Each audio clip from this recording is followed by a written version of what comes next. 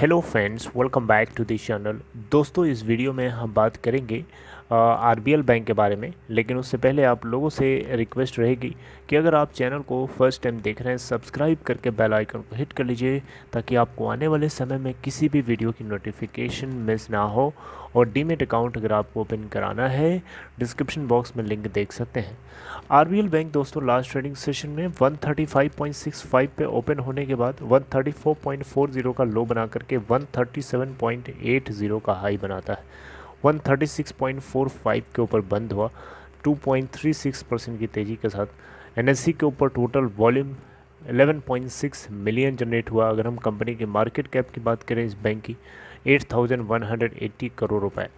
RBL bank ने दिसंबर quarter के अंदर जो टोटल बॉटम लाइन जनरेट किया था, यानी टोटल प्रॉफिट जो बुक किया था, वो बात आपको पता होनी चाहिए। दिसंबर क्वार्टर में देखिएगा 121 करोड़ का प्रॉफिट, जबकि सितंबर में सिर्फ 9 करोड़ का प्रॉफिट था। अगर हम स्टेक होल्डिंग पैटर्न की बात करें तो एफआईआईज़ के पास 28.92% की होल्डिंग है, टीआईआईज़ के पास 22.43 और पब्लिक के पास 48.64% की स्टेक पड़ी हुई है दिसंबर क्वार्टर के एंड तक। दोस्तों, यहाँ पे एक बहुत ही इंपॉर्टेंट अपडेट है। अपडेट क्या है, आइए जानते हैं। दोस्तों, जैसा कि आपको मैंने पहले कभी बताया था, जब आरबीआई ने, रिज़र्व बैंक ऑफ इंडिया ने आरबीएल बैंक के जो मैनेजिंग डायरेक्टर और सीईओ के रूप में काम कर रहे थे, फॉर्मर मैनेजिंग डायरेक्टर और सीईओ के रूप में विश्ववीर आहूजा करके थे, इनको मिस्टीरियस तरीके से बोर्ड से हटा दिया जाता है और उसके बाद एक इंटरिम मैनेजिंग डायरेक्टर के रूप में राजीव आहूजा को अपॉइंट कर लिया जाता है। लेकिन इनका जो अपॉइंटमेंट था एक लिमिटेड टाइम के लिए था।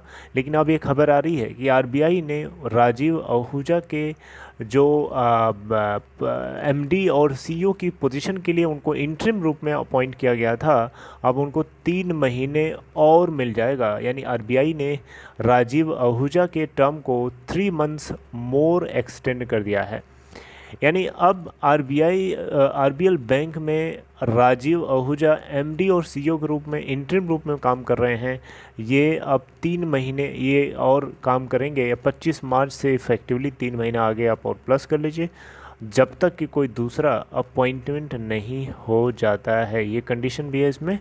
तो अब यहाँ पे अगर आप देखें तो आहूजा को अपॉइंट किया गया था 25 दिसंबर को, जब एमडी और सीईओ के रूप में इनको अपॉइंट किया गया था, जब विश्ववीर आहूजा को जो है अचानक कुछ मिस्टीरियस तरीके से बैंक के बोर्ड से हटा दिया जाता है, ये बोलते हुए कि वो हेल्थ इश्यूज़ की वजह से या फिर हॉलीडे की वजह से जा रहे हैं। ठीक है, तो उसको लेकर के आरबीआई ने बहुत ज़्यादा कुछ क्लैरिफिकेशन नहीं दिया था। हालांकि जब ये स्टेप लिया गया तो बहुत ही एक नेगेटिविटी क्रिएट हुई पूरे मार्केट में, और आरबीएल बैंक के अंदर भी एक खतरा जैसा, खतरा मंडराने जैसी सिचुएशन खड़ा हो गए। लोग डरने लगे कि ऐसा ना हो कि आरबीआई कुछ सरप्राइज़ दे दे, अचानक कुछ ऐसा हो, सरप्राइज़ दे दे, पता चला फिर बैंक रन हमें देखने को मिले।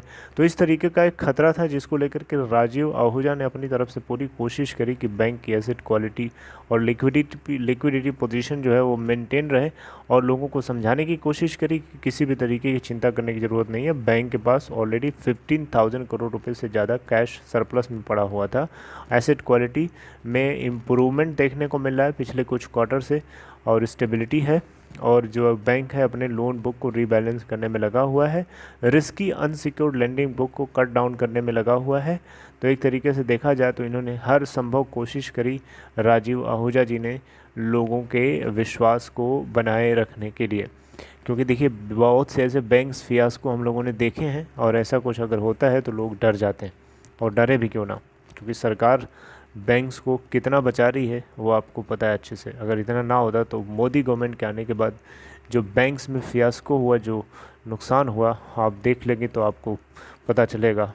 वैसे हम उस पर ऊपर बात नहीं करेंगे, लेकिन अगर आप दोस्तों यहाँ पे देखें तो आरबीएल बैंक में जो चेंजमेंट हुआ वो यही है कि यहाँ पे इंटरिम सीईओ के रूप में, एमडी के रूप में जो राजीव आहूजा का अपॉइंटमेंट था उसको 3 महीने और एक्सटेंड कर दिया गया है, और दूसरा कोई अपॉइंटमेंट होगा जब तक, उसके लिए भी कमेटी बनाई गई है ढूंढने के लिए।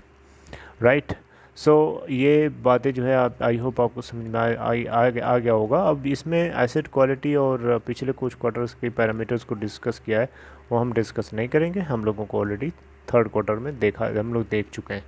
सो बस इतना ही वीडियो में। अगर आपको इन्फॉर्मेशन अच्छी लगी हो लाइक करके सपोर्ट कर सकते हैं। And take care friends, see you next time.